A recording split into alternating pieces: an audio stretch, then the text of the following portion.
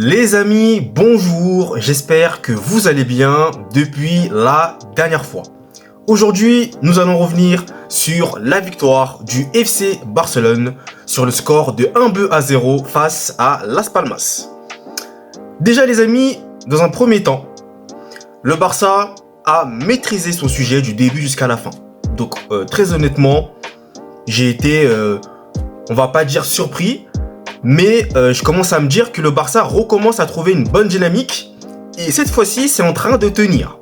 Parce que là on est dans un moment où aucun faux pas ne sera toléré ni pardonné et donc le Barça a tout intérêt à continuer sur sa belle lancée de victoires, surtout en Liga. Puisqu'il faut quand même savoir que depuis plusieurs matchs déjà le Barça ne perd pas. Et surtout, sur leurs deux derniers matchs qu'ils ont disputés, ils n'ont pas encaissé de but. Ça aussi, c'est important à préciser. Les amis, en attaque, côté barcelonais, Lewandowski s'est illustré, beaucoup d'occasions. Il me semble qu'il avait même marqué, ou je crois que c'était Rafinha plutôt d'ailleurs qui avait marqué, mais son but avait été refusé pour une position de hors-jeu. Mais moi, j'avais pas trop compris cette position de hors-jeu-là, vu qu'il faisait pas action de jeu. Bon, écoutez les amis, je pense qu'avec l'arbitrage, vous le savez, il n'y a plus rien à comprendre cette saison. Je parle de cette saison bien entendu. Et pour continuer donc sur Rafinha, j'ai trouvé un Rafinha très bon aujourd'hui. Hier plutôt, excusez-moi. Il a fait un excellent match et honnêtement, il s'est beaucoup mis en avant. Il s'est beaucoup distingué. Il a été très dangereux. Et c'est d'ailleurs lui qui provoque la sortie du gardien qui vraiment le tacle, un tacle de boucher. D'ailleurs, qui lui vaut un carton rouge entièrement mérité. Donc honnêtement, Rafinha, très bon match. Vous le savez, j'ai l'habitude de le critiquer, mais là, sur ce coup-ci, il est bon. Donc il faut le dire, il faut être capable de le dire. Rafinha a livré une belle prestation, puisque par ailleurs, en seconde mi-temps, il sera buteur. D'ailleurs, les amis, en parlant de ce but-là, que j'ai trouvé aussi énorme dans la construction, celui qui est la base de ce but-là, se nomme Monsieur João Félix, qui lui, quand il est dans un beau jour, il est resplendissant. La passe qu'il nous délivre pour Rafinha, elle est une pure merveille. J'avais l'impression de voir João Félix déguisé, limite en Iniesta ou Messi sur un petit moment là. J'ai vraiment été très nostalgique et honnêtement, cette passe, elle est vraiment splendide. Donc Rafinha conclut parfaitement en un coup de tête, bien placé, le gardien ne peut absolument rien faire et le Barça mérite de marquer ce but-là et récompenser de tous ses efforts et mène logiquement 1-0. Donc les amis, on va pas revenir non plus sur le niveau défensif, mis à part quand même Koubarsi qui a fait une grosse erreur, qui a bien failli occasionner un but. Donc ça c'était un peu limite quand même, voilà. Le petit point rouge de vigilance. Sinon, j'ai trouvé un Jules Koundé plutôt cohérent. Voilà. Oui, je sais que vous allez peut-être penser que j'allais le critiquer encore une fois, mais là, non, cette fois-ci. Il a été bon. Il a même failli être passeur décisif d'ailleurs, en seconde mi-temps, pour João Félix qui manque sa frappe, qui fracasse le bon temps, malheureusement pour lui. Ça aurait été d'ailleurs très beau qu'il marque ce but-là. Passeur décisif plus buteur, ça aurait été magnifique. Malheureusement, ça n'a pas été le cas. Mais ça n'enlève rien à son très beau match également. Et sinon, au milieu de terrain, Gundogan qui continue encore une fois d'être au niveau, d'être un top. Ça, je le répète, j'adore ce joueur. C'est l'un de mes joueurs préférés de cette équipe du Barça, clairement. Il est toujours juste dans cette récupération. Il arrive toujours à faire le geste qu'il faut au bon moment.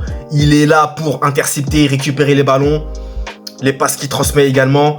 C'est d'ailleurs lui qui avait, notamment en première mi-temps, récupéré un ballon pour Lewandowski. Mais Lewandowski avait, il me semble, raté son...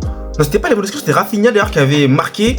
Et c'est d'ailleurs ce but-là qui avait été refusé pour une position de hors-jeu grâce notamment au départ à une récupération de Gundogan. Donc franchement, lui, masterclass comme d'habitude, il n'y a rien à dire. Ter Stegen également, très très concentré, voilà. Il a été bon sur sa cage. Il continue encore de faire un clean sheet. Donc c'est le deuxième match consécutif qu'il n'encaisse pas de but. Donc les amis, le PSG est prévenu déjà, voilà. Et donc le Barça continue sa lancée. Voilà, le Barça revient maintenant à 5 points du Real grâce à cette victoire-là, il me semble.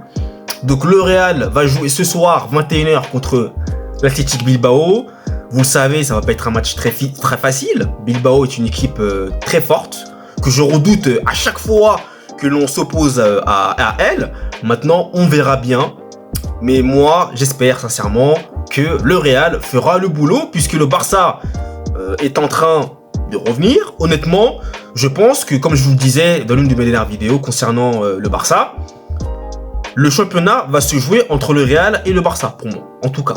Girona, je pense que ça va être un peu compliqué, mais ils vont s'accrocher à la 3e, voire à la 4e place. Mais le championnat va jouer entre le Real et le Barça, c'est clair. Là, c'est la dernière ligne droite, je le sens, et puis le Barça est en train de revenir.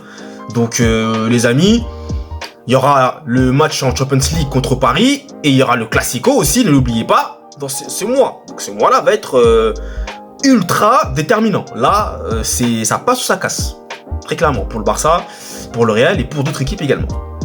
Donc, les amis, le Barça fait la bonne opération en s'imposant 1-0 contre Las Palmas. Et le Barça continue donc de mettre la pression sur le Real Madrid. Donc, attention, le championnat n'est pas fini. Le Barça n'est pas loin, attention. C'est pas comme en Bundesliga où le Leverkusen est clairement très loin devant le Bayern, qui a d'ailleurs perdu son match contre Dortmund. Voilà.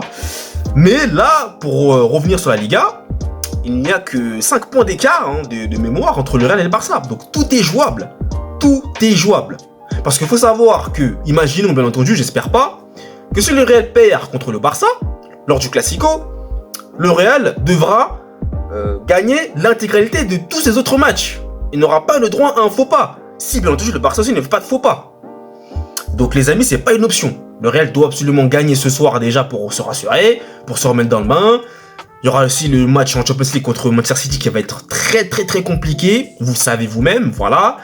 Ça va être dur de parvenir à vaincre l'ogre mancunien et les champions d'Europe en titre. Mais les amis, le Real a les outils, vous le savez. Donc on verra bien ce qu'il se passera. Mais en tout cas, ce championnat, je pense, va être palpitant jusqu'à la fin. Donc les amis, restons tous branchés. Le Barça... c'est donc rassuré, le Barça attend de pied ferme le PSG, les amis, pour ce choc que je suis impatient de voir. Les amis, c'est donc la fin de ce débrief. Merci à vous de l'avoir suivi en intégralité. Et nous, comme à mon habitude, on se retrouve très vite pour de nouvelles vidéos. Allez, peace!